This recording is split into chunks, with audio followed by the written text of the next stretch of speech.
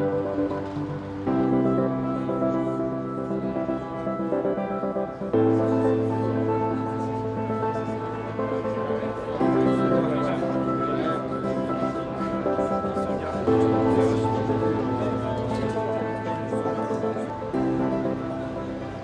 accueillons pour ce 68e dîner-débat une personnalité tout à fait exceptionnelle, tant par son secteur d'intervention très particulier que par son tempérament à la hauteur des missions hors du commun que ses équipes aguerries opèrent sous sa haute autorité.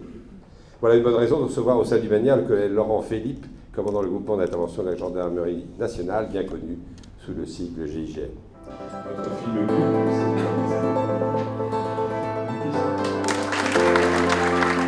Le GIGN, c'est également 400 hommes et femmes, 387 ce matin. 400 hommes et femmes, tous gendarmes. Ils sont tous volontaires, sélectionnés, tous parachutistes. C'est une moyenne d'âge de 36 ans, ce qui en fait parmi les forces spéciales une vieille troupe, et donc une troupe sage, au moins en opération. Incontestablement, nos fondateurs ont été bien inspirés. En 1974, quand la dénomination de groupe est choisie, elle correspond indéniablement uniquement au format limité des effectifs adaptés à l'époque. Aujourd'hui, quand on y réfléchit, ce terme de groupe me semble recouvrir trois réalités bien différentes et très importantes pour l'unité. Une vraie appartenance à une collectivité, à une communauté, j'allais dire à une famille. Groupe qui souligne combien, alors que nous recrutons les gendarmes les plus prometteurs et que nous voulons en faire les meilleurs, souligne combien pour autant la performance collective passe avant la performance individuelle. Enfin, groupe, c'est aussi une dynamique de groupe.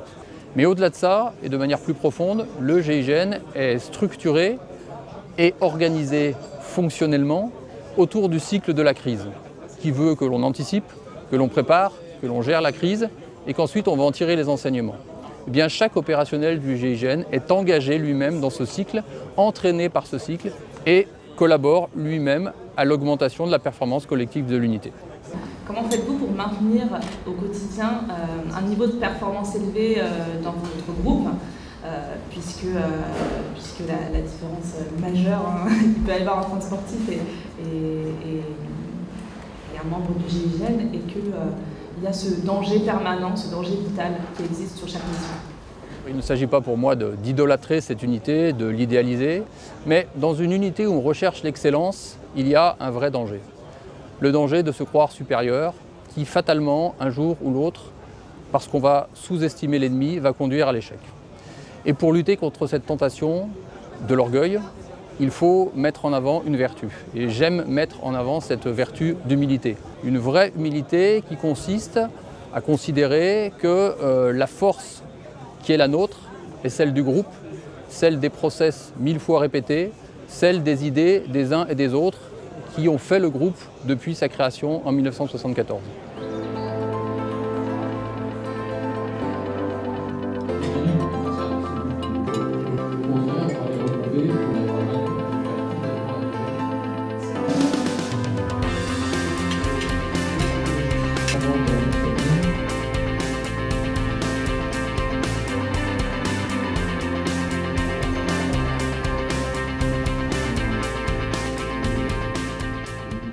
Sur le sens de l'engagement, bien sûr, il s'agit de poser peut-être un jour la décision mûrement réfléchie d'aller jusqu'à donner sa vie. D'aller peut-être jusqu'à appuyer sur la queue de détente pour donner la mort.